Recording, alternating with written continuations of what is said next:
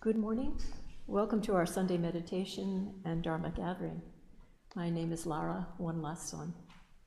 I was thinking as I drove over this morning, after having already indulged in a bit of early morning news, my mistake, that as our world seems to be spinning ever faster, beyond our understanding, certainly beyond our control, we're very lucky to have this place of refuge to come, where we can refocus our energy, gather our spirits, and settle our minds. Today we're going to begin our practice together by chanting the essential dharmas of daily practice on page 11.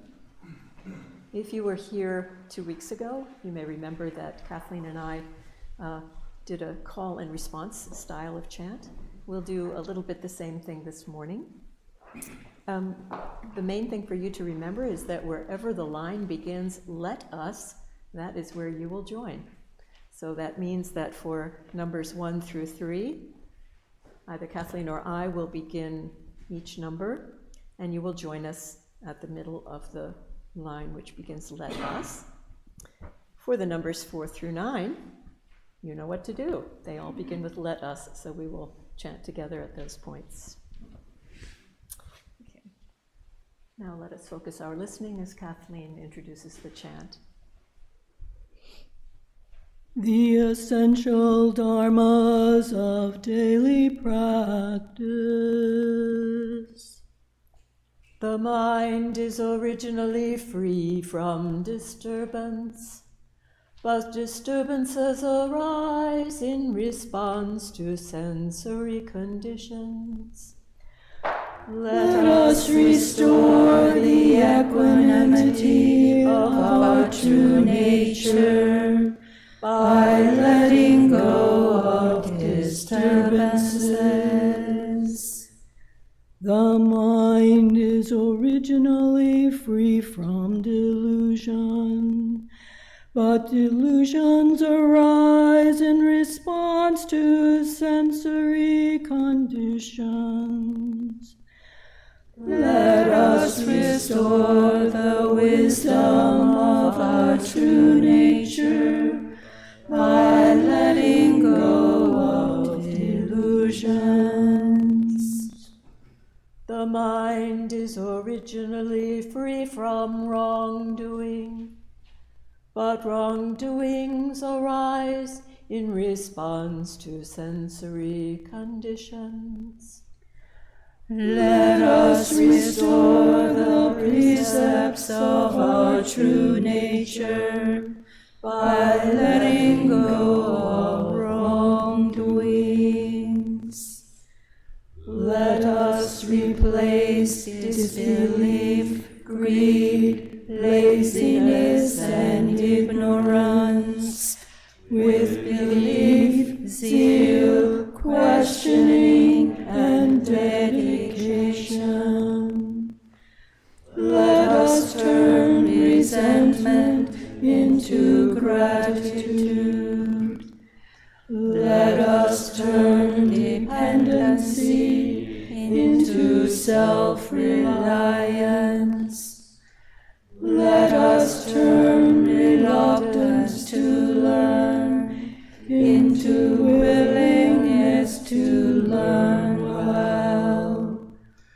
Let us turn reluctance to teach into willingness to teach well. Let us turn a self-serving mind into a mind that serves the good of all.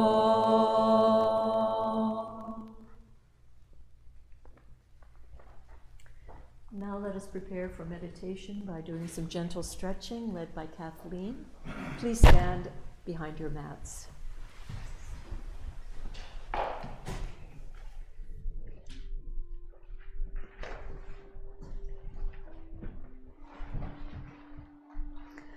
Good morning, we still have folks coming in, so if everyone could push your mats up and chairs up a couple steps, that'll make more breathing and moving room for everyone. Thank you.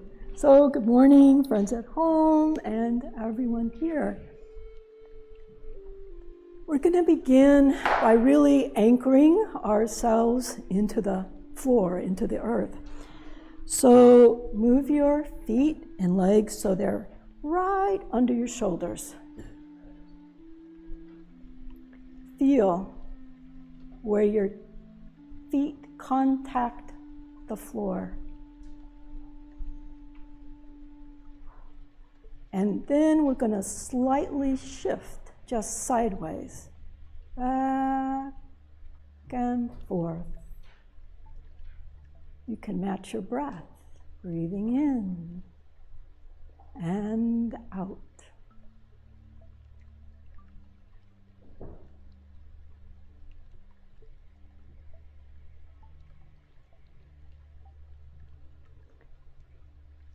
Now make those movements slightly smaller, coming to a centered spot where you feel grounded. And let's wake up our fingers first. So we're going to start with our hands kind of in a loose fist, our thumb on the outside. And then we're going to open up and close. Breathing in.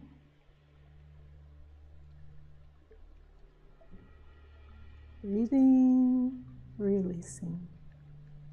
Breathing, releasing.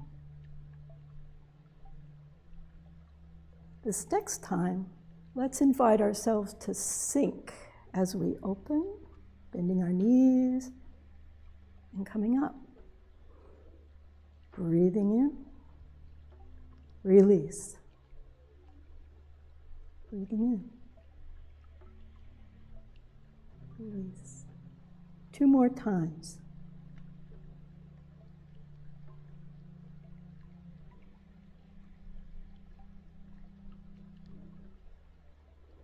From here, we're going to bend and push our hands, like you're really pushing, and then slowly turn your head to one side. Feel a stretch along your neck. And release. Breathing in. Push. Turn your head to the other side. And release.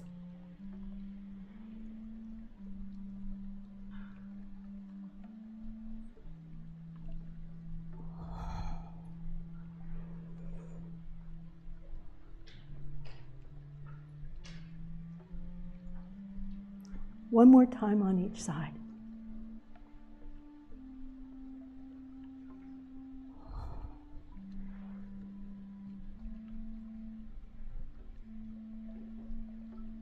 And release. Let's give our feet and ankles some TLC. Shift your weight to one side. With the side that doesn't have much weight, flip your foot over so you're pressing into the ground. And then just draw with your knee, like 90 degrees, quarter of a circle, back and forth. Again, you can coordinate this with your breath, breathing in and releasing. Let's bring that foot down, shift your weight, curl your toes, other side.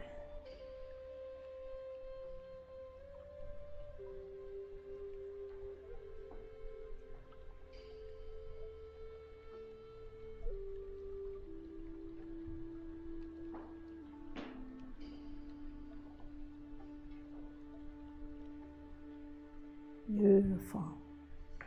Let's bring our feet down.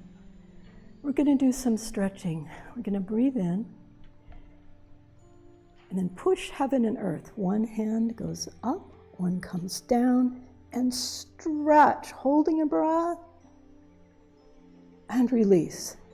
Coming down, Opposite side.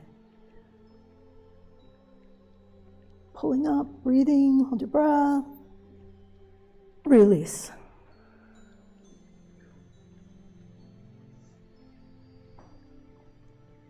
Release.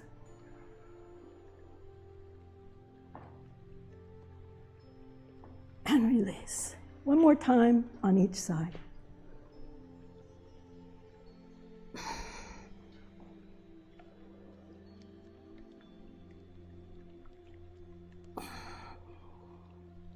Beautiful. Let's shift our stance to a broader stance beyond our shoulders. Take a moment to really find your balance and the center of your feet are really anchored. Now let's put our hands here at our kind of hips, and let's just glide back and forth. So I'm going to lean to one side, this leg is straight, this knee is bent, and then to the other side. And see how smooth you can do this so that it's not up and down, but just straight line. Back and forth. Breathing in and releasing. All right, now let's add something to this. Go to one side.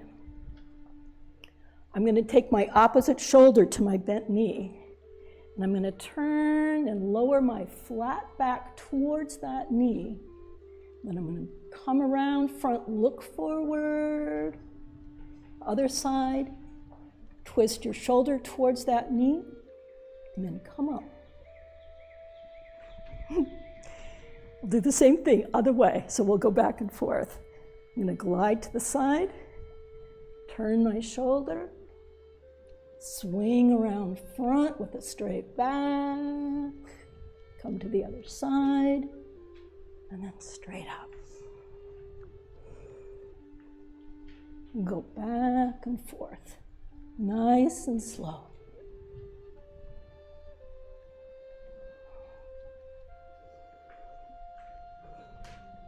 One more time on each side.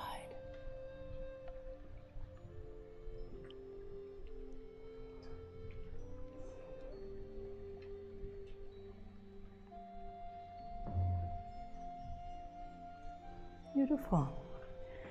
Let's bring our feet in. You can shake your hands a little bit, shake your shoulders. This time we're going to kind of do a circle with our body. So we'll begin by breathing in and bringing our hands up, and then energize your hands and arms. And then release. We're going to bring them and just kind of glide them down the side of our torso, along our back of your legs, down to the front of your feet, and then curl up.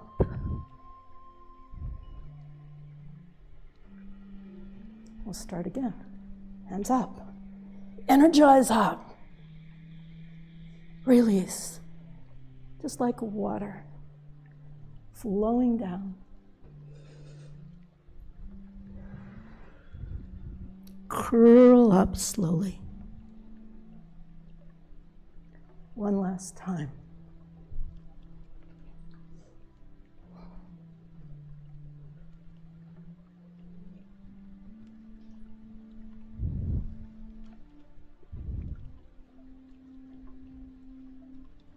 Beautiful. Let's bring our feet together. Taking a breath in. Palms together. Slowly, slowly down to our heart. Breathing in, coming up. And down.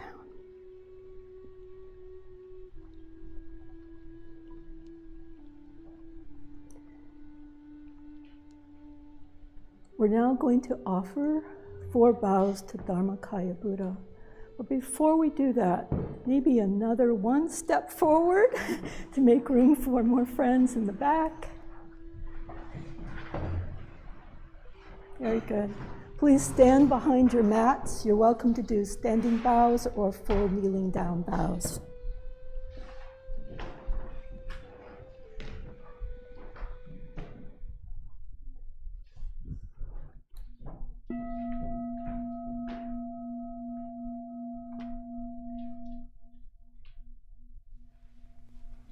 With gratitude, I bow to the grace of heaven and earth, honoring the marvelous gift of nature and the universe.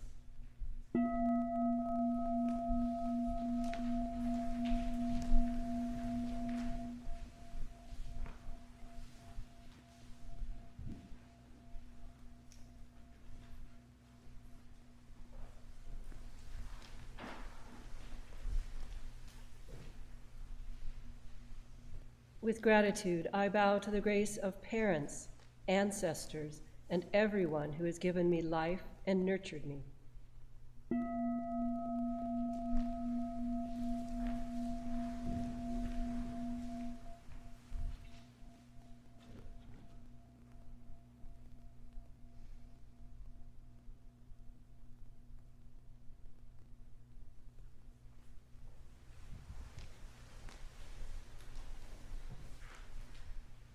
With gratitude, I bow to the grace of fellow beings, recognizing the truth of interconnectedness.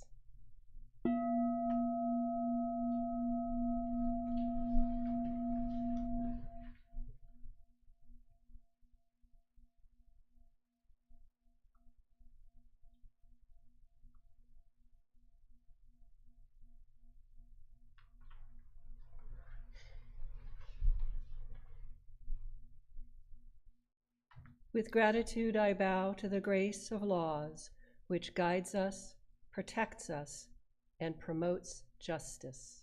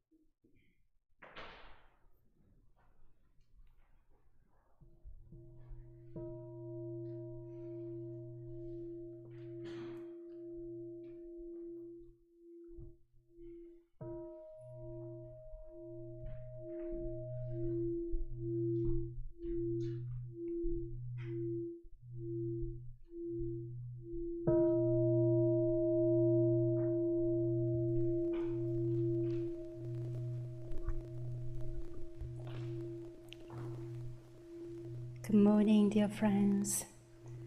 My name is Won Gong. I'm so glad you're here this morning. Every season, I often like to create a chant. So we have a spring chant, autumn chant, winter chant. But I feel a little stuck with the summer chant. But anyway, here are some possible lines. Hot summer days, may I be the breeze. Breeze, breeze, breeze. Hot summer days, in meditation, let us stay cool, cool, cool.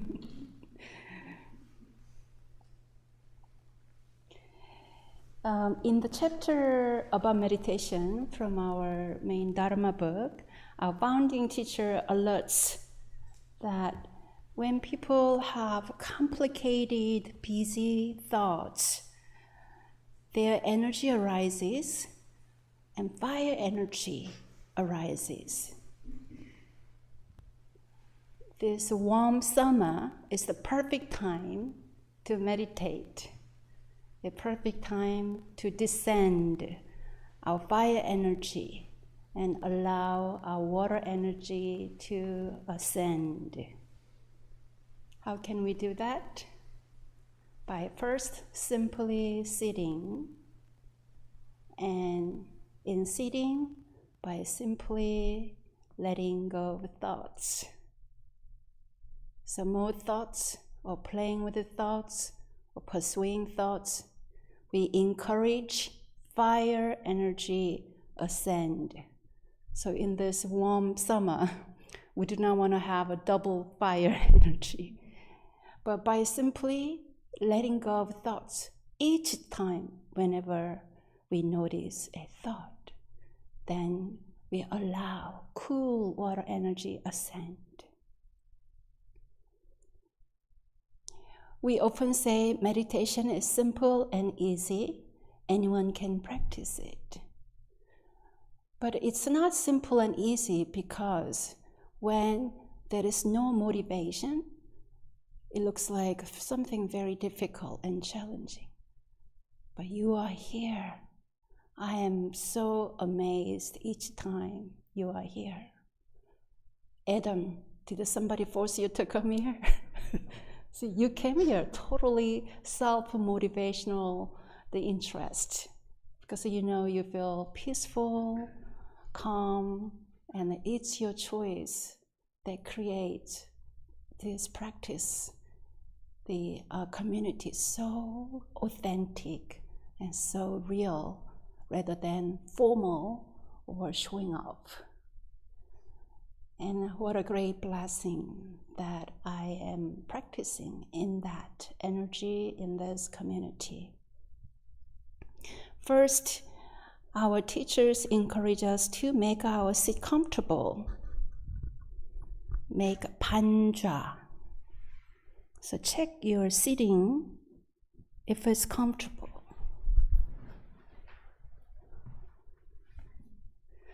Panja can be interpreted two ways.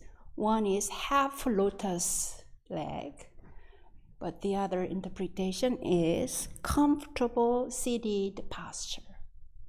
Are you comfortable? If you're comfortable, show me a smile. Do you think your seat will be comfortable for prolonged time? 10 minutes, 20 minutes? So that's the idea about comfortable seated posture. Posture that makes you feel some ease, sense of grounding. So you feel stable with that posture, comfortable with that posture. Kind of that posture helps you to connect with a deep inner stillness and calmness. That's what it means, comfortable sit. Doesn't matter whether you sit in a chair, bench, or mat. Feeling the pelvic floor really grounding, your legs feel comfortable. You can feel at ease with the weight on the legs equally distributed. Your body is not leaning to one way or the other. And those who feel comfortable with your posture, you may notice your body has some sort of aligned between your head, back. Your back is kind of opening. Your head is not tilted forward or backward, gently stacked on top of your spine. The good way you can check, you can imagine a long earring dangling. I don't wear earrings, but imagine long earring dangling and then gently landing on my shoulders. In that comfortable grounding posture, you can feel your heart and chest opening rather than closing. And then if your hands sometimes joining together like that, you can close your chest and heart as well. But then you can open your hands, rest on your laps or knees, then open even more so.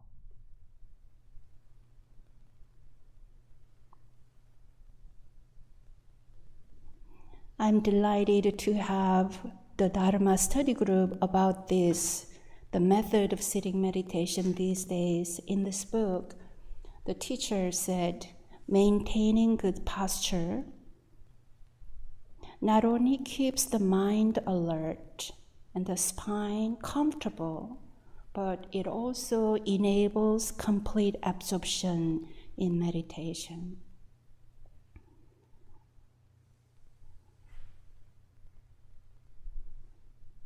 With a very micro level adjustment, find the middle way between comfort and proper posture. Come back to your breathing body, sitting body.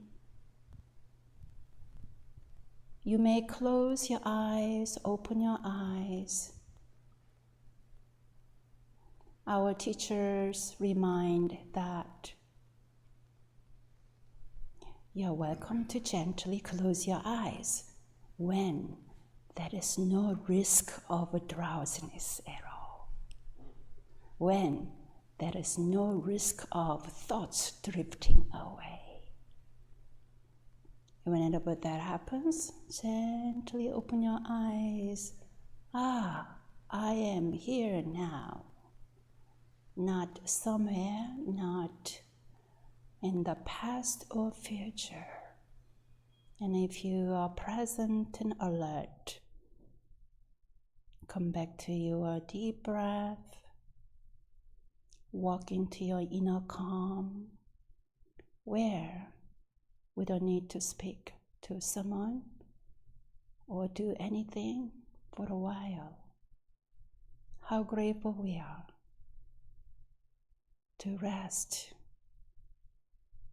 our souls, bodies in this calm awareness.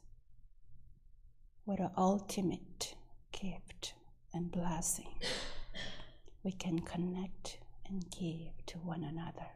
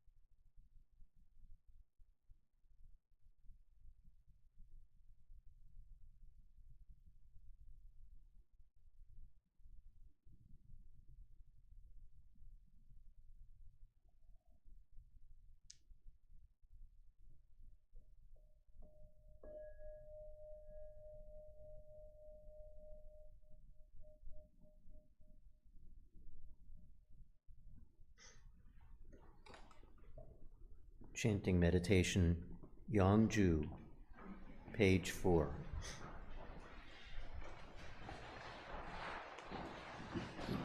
Chanji Yangki Ashim Jan Mansayoe Ashim Ton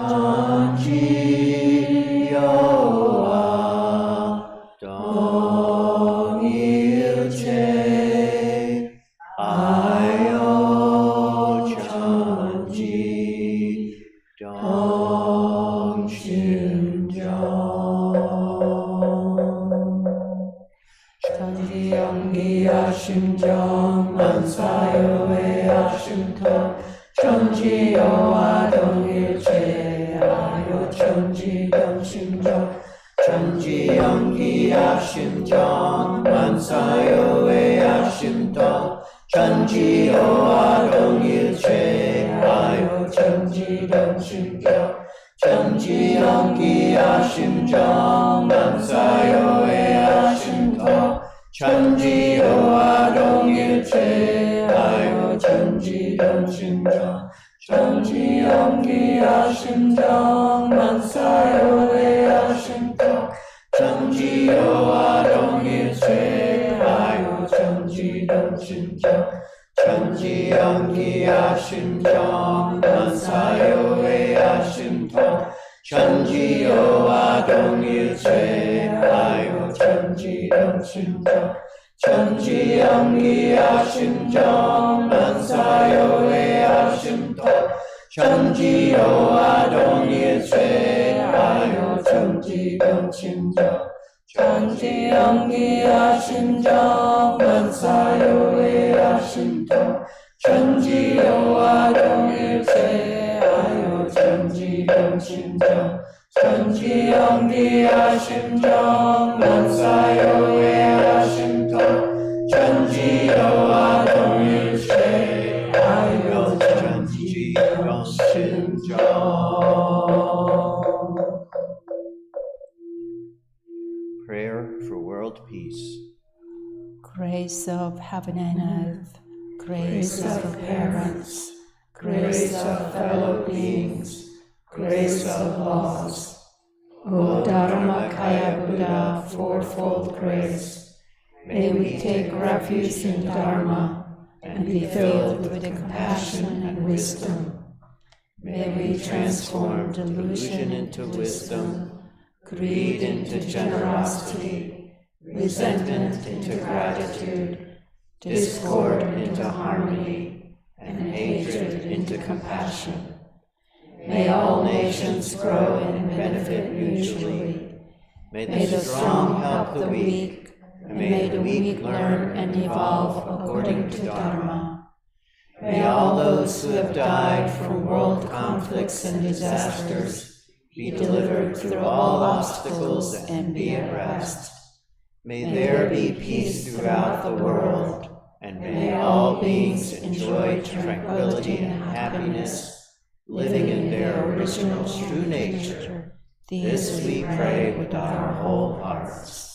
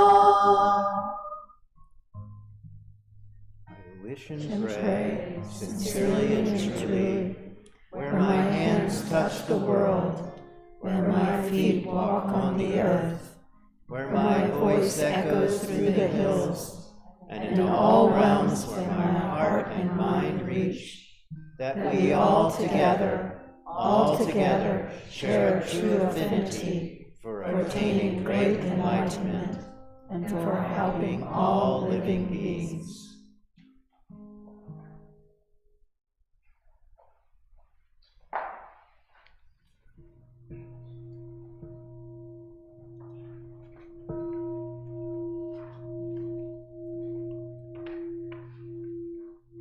Sutra chanting, page 10.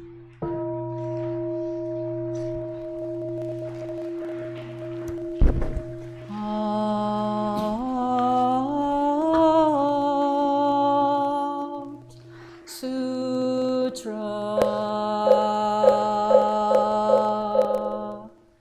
The Bodhisattva of great compassion when deeply practicing Prajna Paramita realized that all five aggregates are empty and thus became free from all suffering and distress. O Shariputra, form does not differ from emptiness. Emptiness does not differ from form. Form is emptiness. Emptiness is form. The same is true of sensations, perceptions, impulses, and consciousness. O Shariputra, all dharmas are empty. They do not appear or disappear, are not tainted or pure, do not increase or decrease. In emptiness, no form, no sensations, no perceptions, no impulses, no consciousness, no eyes, no ears, no nose, no tongue, no body, no mind, no form, no sound, no smell, no taste, no touch, no object of mind, no realm of eye, ear, nose, tongue, body, or mind consciousness, no ignorance, nor extinction of ignorance, no old age and death, nor extinction of death, no suffering, no cause of suffering, no cessation of suffering, no path, no wisdom, no attainment with nothing to attain. The Bodhisattva relies on Prajna Paramita, therefore the mind has no hindrance. Without any hindrance, no fears exist. Free from delusion, one dwells in nirvana. All Buddhas of the past, present, and future rely on Prajna Paramita and attain supreme enlightenment. Therefore know that Prajna Paramita is the great mantra, is the great enlightening mantra, is the unsurpassed and unequaled mantra, which is able to eliminate all suffering. This is true, not false, so proclaim the Prajna Paramita mantra, which says gone, gone, gone beyond, far beyond, now awakened. Gate, gate, para, gate, parasamgate,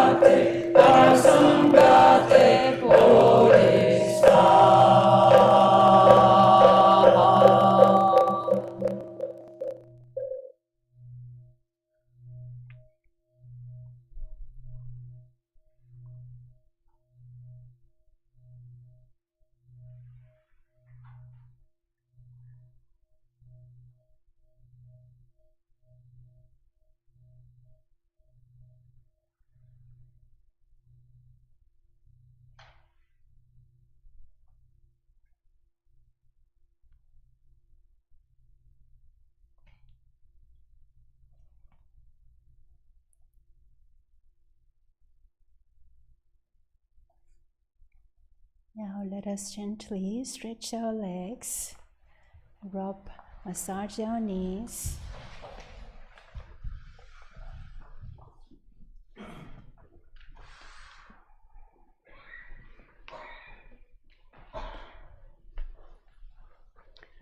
As you massage your knees, really get in there. So curl your fingers and really, feel all those connecting spots. Nice rub.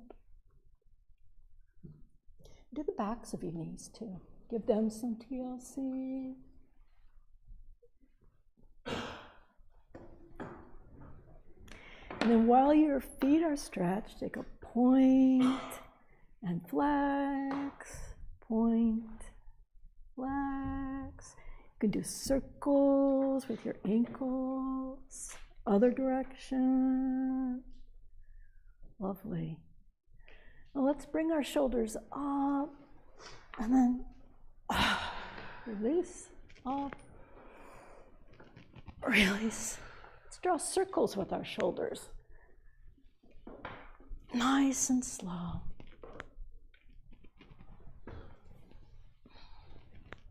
And go in the opposite direction.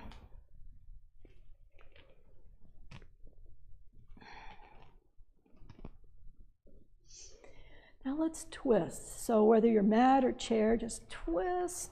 And you can even bring an arm in front of you like this. Give a nice extra stretch. Nice extra stretch on the other side. Beautiful. Place our fingers together. Breathing in, stretching up, up, up. We could one side, other side. You can even do circles. Other way. Wonderful. Bring your hands down and just shake your hands. Wonderful. Thank you.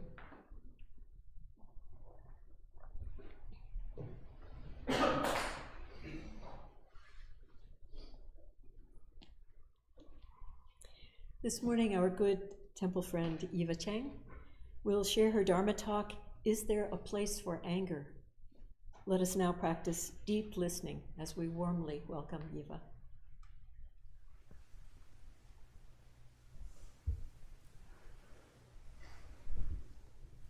Do you all want to hear a story? Yes. Oh, good. Well, I was going to tell you anyway. Well, I'm going to tell you one of my favorite Buddhist folk tales from China, which my father told me, which his mother and grandmother told him. There was once a princess named Miao Shan, and from a very young age, she had extraordinary qualities. One being that she was very bright and perceptive about people. Her father, however, was a king who wanted to strengthen his power, and so he planned to have her married to someone very wealthy. But Miao Shan refused. She said she would only marry someone who could bring an end to suffering. That is, someone who could end the suffering of illness, aging, and death. And until she found such a person, she would serve in a temple. Her father was furious, knowing that such a person did not exist. And so when Miao Shan was at the temple, he persuaded the monks and nuns there to give her the hardest, most laborious chores to discourage her from monastic life. However, the little animals and creatures would come out to help her and relieve her of the hard work, kind of like in Snow White. When Miao Shan's father saw this, he was so furious again, and he tried to burn the temple down. But Miao Shan was able to extinguish the fire just with her hands.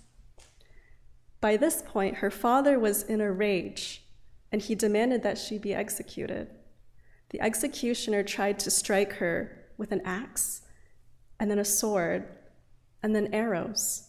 But each time, the weapon shattered into pieces.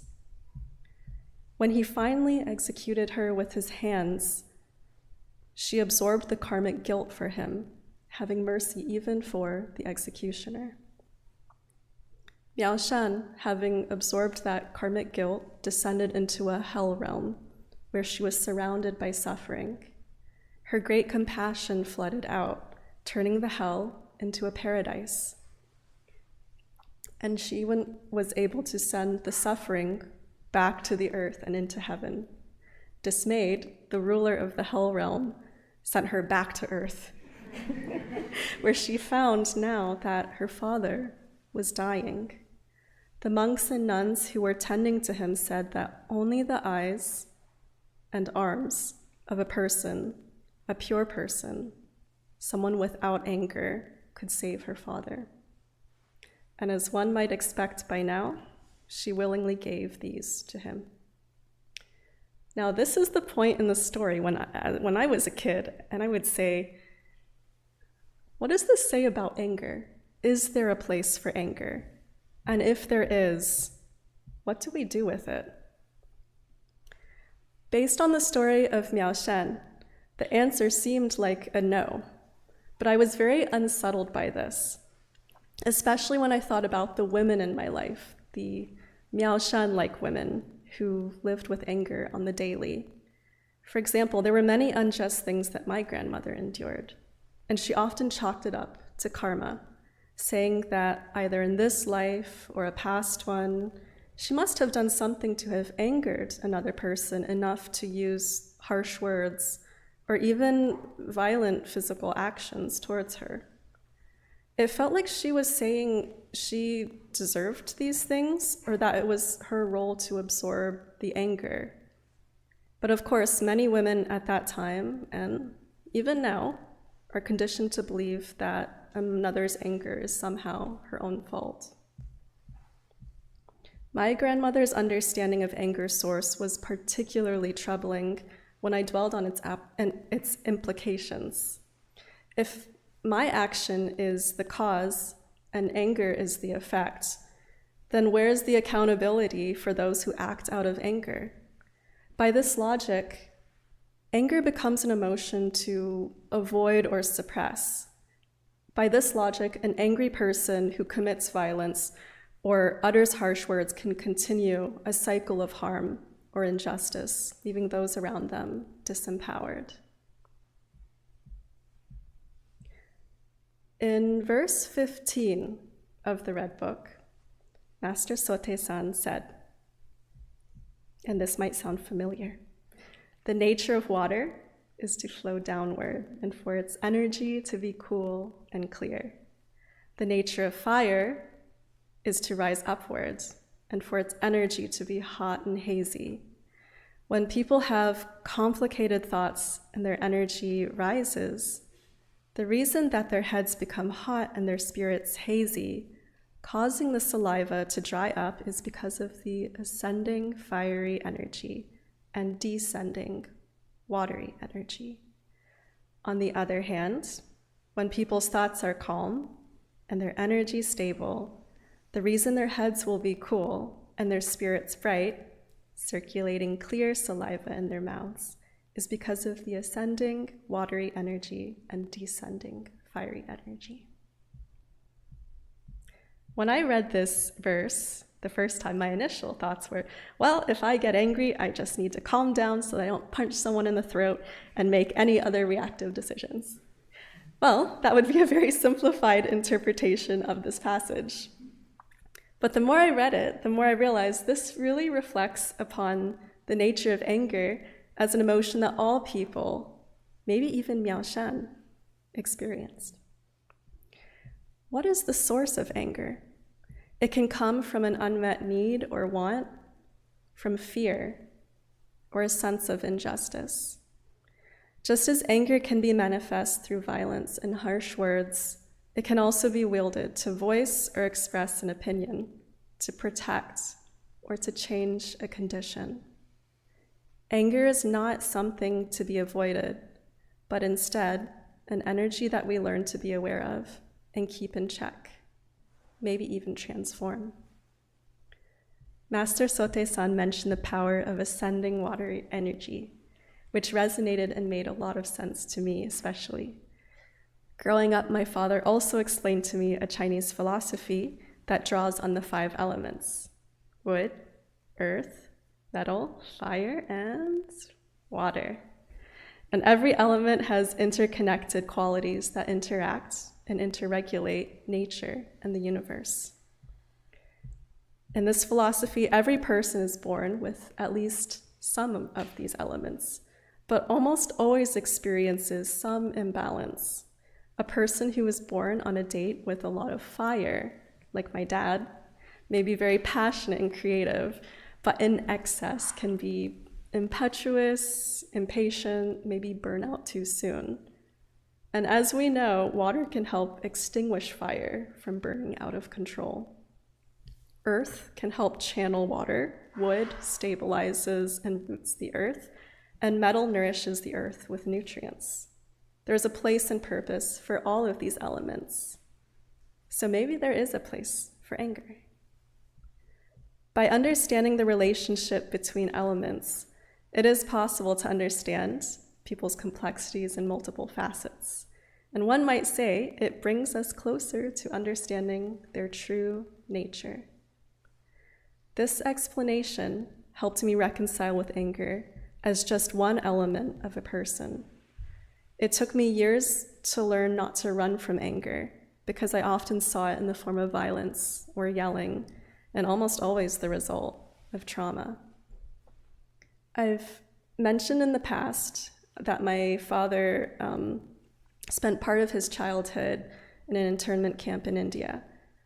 There was a border conflict between China and India in the 1960s, so people of Chinese descent were married to a Chinese person from that area, even if they had birthright citizenship, like my dad, were incarcerated in a camp for up to 6 years.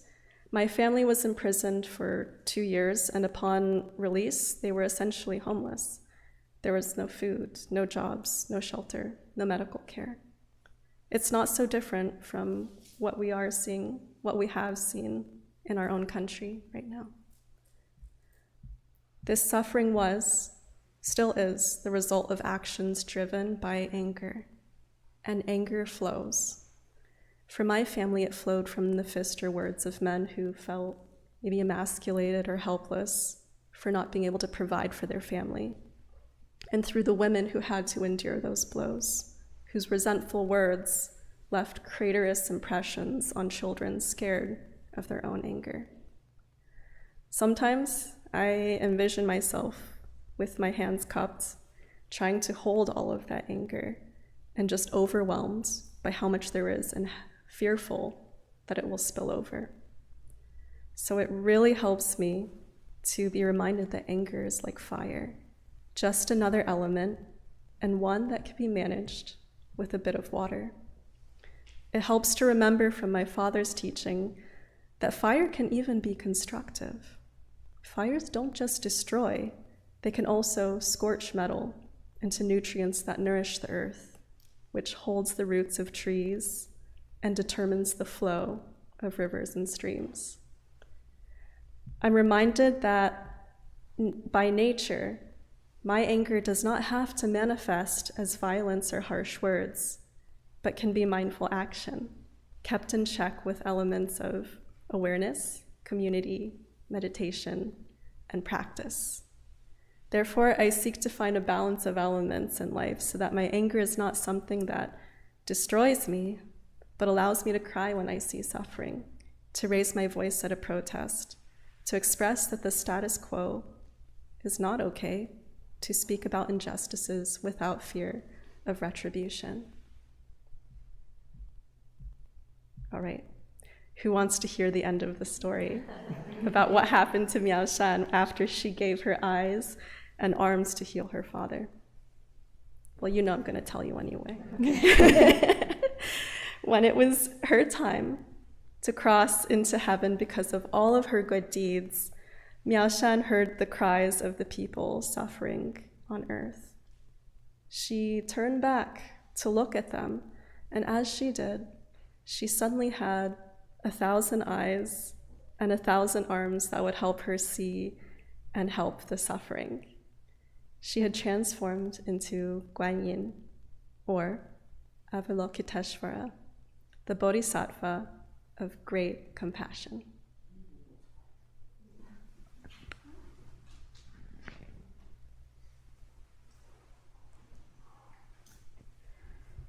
Thank you, Eva. I guess as I think about anger and what Eva said, it occurs to me that you have certain inborn inclinations that we have to find a way to contain, transform into compassion and wisdom. Not easier said than done. So one way I might think of the negative emotions is rather than forces as signals to pay attention to tell us something is going on that we need to attend to and we can't ignore, but at the same time as a signal, it's just an arrow, not a directive. You know, and I think that being transformed into Avalokiteshvara sounds pretty great. Thank you. Let us pause for a moment and reflect on Eva's talk.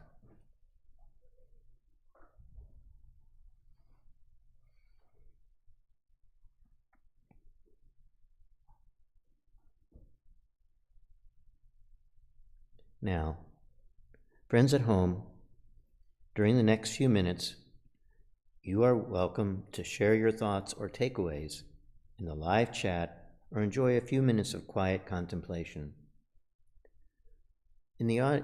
Friends in the Dharma Hall, please turn to one or two folks next to you and share your thoughts with each other.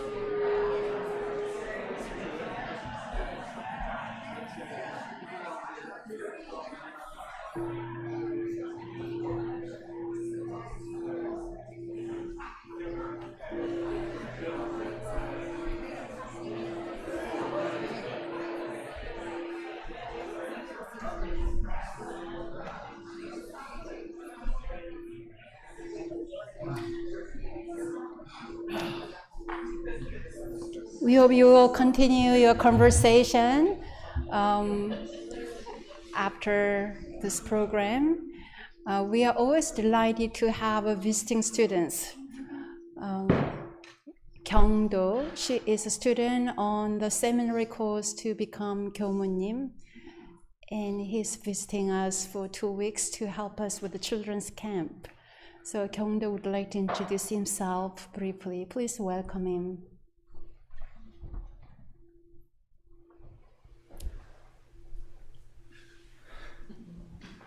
Hello, my name is Kyungdo. I am a pre-minister studying in Yongsan University to become 교무님. I have some warm memories with some of the North Carolina temple members when they visited Yongsan last year during their pilgrimage trip. At Yongsan, we all chanted together and then they sang for the students. And it really touched my heart. This has become a very special memory for me. I am happy to see you again. And I'm also happy to meet many new friends. Thank you for welcoming so warmly. I'm currently taking a break after completing my military service. I was at the San Diego temple for 2 months, and I will stay here for about 2 weeks to help with the children's Dharma camp. I heard that the North Carolina members are mainly Americans and that they practice sincerely. So I wanted to visit and check it out with my own eyes. I have been curious about what makes the North Carolina temple unique from other temples, and I want to learn the secret sauce by by helping the children's camp. And I want to say thank you to the reverends for inviting me. Thank you also to all the temple members. Because of your practice, I'm here. Thank you. Thank you, Kyungdo. Are you going to go as a Kyungdo or Kyle? Yeah, maybe. Maybe. Did you cut your hair? You talk about cutting your hair. Push your hair up. Yeah. We talk about Reverend Shan is going to help him just trim his hair, and then they obviously didn't have a chance. Still looks nice. He has such a wonderful, deep chanting voice. I love it. And he's a kind of professional photographer, so we are very excited. He's going to make a wonderful film that captures the just 32 children's camp starting from tomorrow. Wow. And many thanks, Kyungdo, for trimming with trimming on our yard. And that will make a very happy, safe, lovely garden for children to run around, especially with the finding treasure hunt, and outdoor activities and meditation. Please send a big welcoming and blessing energy to Kyungdo. We are so happy to have him. And thank you. Please send big gratitude and blessing energy for all our wonderful volunteer teachers to help make the the wonderful annual children's camp possible this year. Today I don't see her, but the young lady, she comes meditate with us. She used to be a little girl, but she all grown up. And then very little girl, 2018, now she is a teenager as a volunteering counselor. So whenever I see little children grown up, it's so wonderful. They all become young adult, even grown up, and am I getting older? like that. But it's kind of a very powerful and magical. The little cute child became really grown up, walking their path, and they sometimes come practice with us. So we are so grateful for your practice. We have any other announcements? Yeah, we do. What a wonderful practice together we had today. This afternoon at 4 p.m., for more meditation, you are invited to join us at our North Raleigh Temple. And every morning at 6:30 a.m., we have meditation here at the Chapel Hill Temple, and it is open for anyone. It is a beautiful way to start your day. Retreat opportunities are coming up. Our overnight Labor Day Happiness Retreat will be held at the Chapel Hill Temple from August 31st to September 1st during Labor Day weekend. We also have a week-long retreat at the Won Dharma Center in upstate New York. It will be guided by Reverend Won Gong and Reverend Ginger from October 6th to the 13th. Please visit our website for more information. Finally, we have the Teen Retreat. I would recommend it. Our teen sleepover retreat will be held from the first Monday through Wednesday in August. Sign up now. And our intro class to Buddhism and Won Buddhism will be held on Saturday afternoon, September 13th at 2 p.m. here in Chapel Hill. This is a great opportunity to learn the essential teachings of both traditional Buddhism and Won Buddhism. Finally, a big thanks to everyone who offers donations to support our temples. You make all our programs possible. Special thanks to our monthly sustaining donors, and if you are not a sustaining donor, please consider becoming one. And now let's turn to page 13 for our morning prayer song.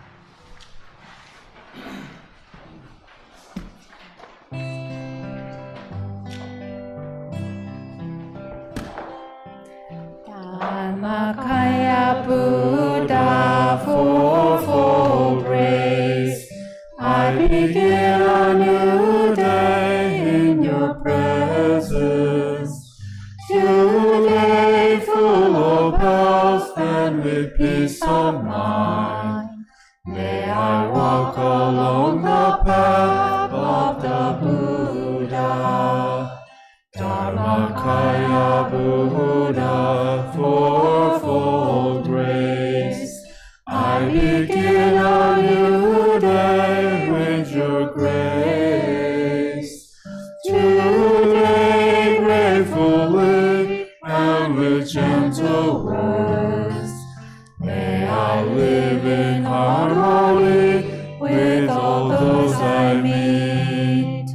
Dharmakaya Buddha, fourfold grace, I begin a new day with compassion.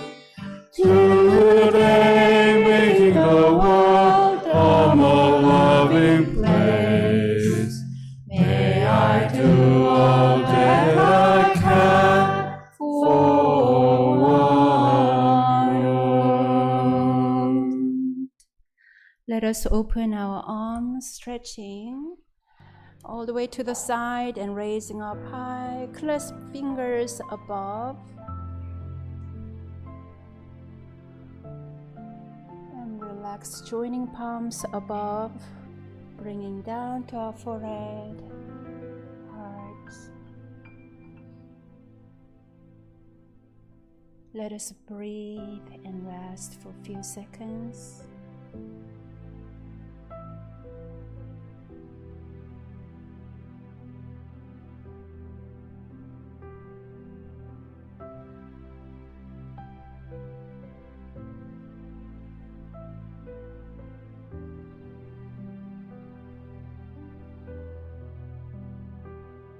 Reverend Shanice with the children, and our also temple caretaker Kelly is also with the children today. And please send your blessing energy again for our children to be safe, happy, and nourished throughout the whole week. And now let's turn towards the cute Mr. Sony camera and bow to our online friends who joined us practice together. 감사합니다.